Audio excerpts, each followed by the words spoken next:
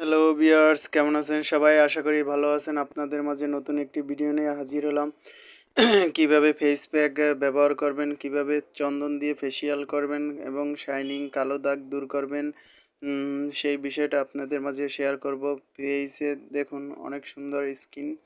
এই স্কিনের জন্য প্রথমে আমাদের হলো চন্দনের ইউজ করতে হবে। চন্দনের পরে গ্লোয়েল একটা স্ক্রাব আছে, ওই স্ক্রাবটা তোমরা ব্যবহার করতে হবে। 5 মিনিট মাসাজ করবা, করার পরে দেখা যাবে যে তোমার ফেসটা অনেক নরম এবং সফট হয়ে গেছে এবং ময়লাগুলো দূর হয়ে গেছে। তারপর টিস্যু দিয়ে সুন্দর করে মুছে ফেলবা।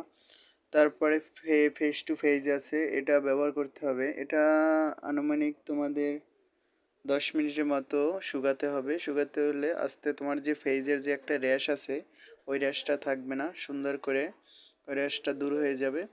আর দূর হওয়ার পরে দেখা যাবে যে তোমার ফেজে একটা সুন্দর গ্লো আসছে। হেয়ার শাইনিং করলে তোমাদের খুশকি যাদের আছে তারা অনেক খুশকি থাকবে না এবং খুশকি অনেক দূর হবে। এবং অনেকের হালকা চুলে মানে রুক্ষ হয়ে যায়, এই রুক্ষ ভাবটা থাকবে না, রুক্ষ ভাবটা দূর হবে। অপরূপ হেয়ার স্টাইলে যদি এসব করতে চান চলে আসুন কাঠালি।